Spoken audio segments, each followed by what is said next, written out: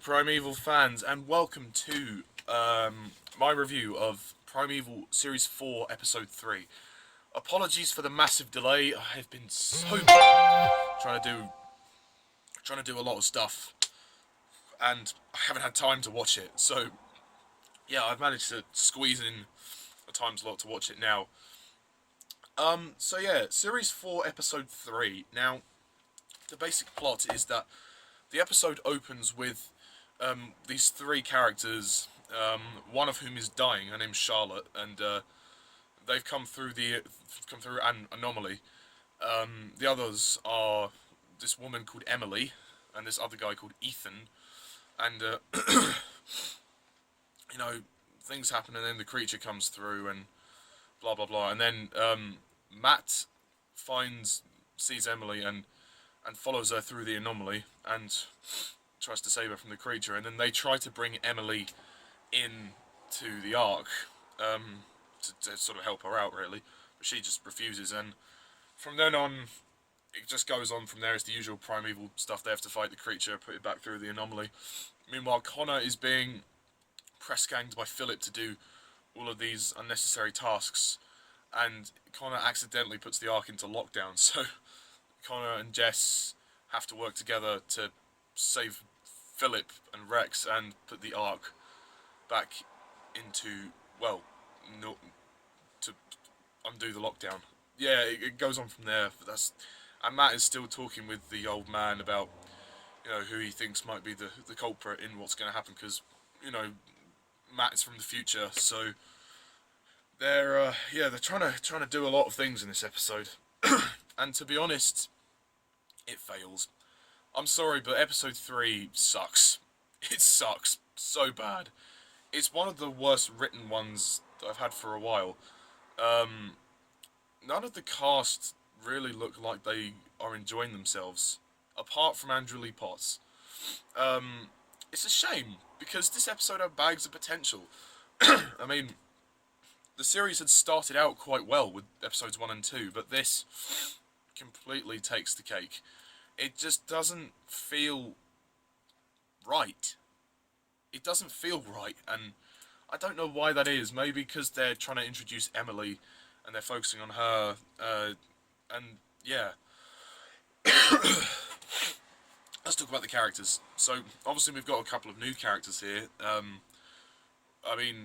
Emily is sort of the main focus of the episode, and to be honest, she's alright. I don't really care about Emily. I mean, the rest of the series kind of focuses on Emily as well, like with her story arc, which is kind of unnecessary. If they didn't have the Emily story arc, this might have been quite a good episode. We'll talk more about the Emily story arc as it unfolds. In terms of this episode, it's just the start of the whole thing, and we see Ethan as like this kind of like Ethan, who's the guy, is like this emotionally vulnerable man, and he's a broken man pretty much, because I think that's his girlfriend that dies at the beginning. Her name's Charlotte or whatever. And Matt, he still annoys the fuck out of me. Honestly, he's fucking annoying. His acting is terrible, and there's this really stupid scene when he's trying to fight the creature. He's got a knife, and he's just standing there waving it, and then he's like giving the occasional jab, and it's like, for fuck's sake, the creature is standing in front of you. Just go in there and stab the creature. Yeah, okay, it isn't humane, but just stab the thing. You're just standing there waving the knife around. It's not a magic wand. What do you expect to happen? It's not a fucking wand. I'm sorry. That bit always makes me angry, and I had to rant about that. I'm sorry, but fuck's sake, Matt. Yeah, the actor doesn't do himself any favours. He's got the same face, like... Yeah, that's his face. I do like the tension between Matt and Becca, and, well, the team and Becca, actually. When Matt has gone through the anomaly, they've locked it, and, that's Becca's good moment. Abby doesn't get much to do in this episode, which is kind of a problem as well. I would have liked to see more of her, and even when she is in there, Hannah Spearritt doesn't really... She's not committed anymore. You can tell on her face. She's bored. She's fucking bored. And, unfortunately, what happened with Abby was that the character lost her spunk. Like, in episode 1 she was quite good. In episode 2 she was alright, and in this one she's alright. She's alright, but she's just... It's not the same as how we used to know her from the first 3 series, so, you know, in that sense it's a shame. However, Connor is good here. Still giving us some comedy, and probably the most committed actor in the cast. I mean, well, apart from Ben Miller, but Ben Miller's not in this episode.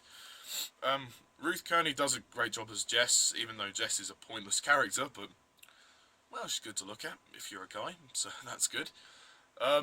Also, Alexander Siddig as Philip gets more to do in this. He gets locked in the room by accident, and you know, obviously we're all suspicious of Philip, and yeah, he mentions something about New Dawn, which is this new project he's got coming up. So yeah, they're adding that in as well. They're just adding in so much in this episode, and then the whole scene where the Ark is locked down just feels like the writers just gave up. They're just like, okay, what can we do to... We've added all this stuff in. What can we do to pace the episode even more? Oh, let's lock down the Ark. It's just so much... It's just filler to the highest degree, and it doesn't need to be in the episode, but they've done it. So, you know, what more can you say? I've started to notice, actually, the CGI in this episode is probably the worst so far. The CGI wasn't as clean. There are a couple of shots where you could tell it's like, it's not quite as, you know, as refined as series 1 to 3. This episode is just boring. That's the problem. It's just boring. I mean, the theatre setting is quite nice. Don't get me wrong. That's quite a good setting. But the action is quite good, I suppose. Like the final climax when Matt and Emily are, you know, well, I suppose you could say strangling the creature, like they've wrapped the wire around it. That was quite good. The music is okay, but there's not really much of it. It's just a stupid episode. Like, it's badly written, just badly paced, not really that well acted. I mean, well, Ben Mansfield does try, even though he's only in like 2 minutes of it. Like, most characters are in the background here. They focus on Emily so much. So,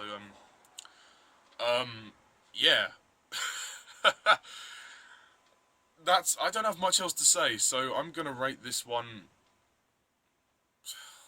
probably about a 2 out of 10.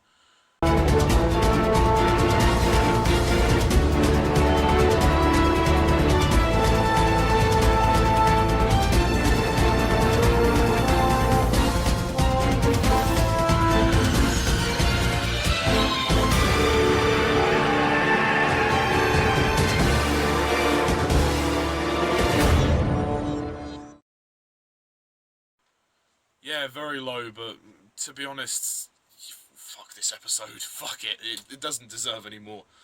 It's rubbish. So yeah, that's all I've got to say about episode 3. Tune in next time when I review series 4 at episode 4. So yeah, until then, I'm Mr. Toddus11. Thank you for watching, and see ya.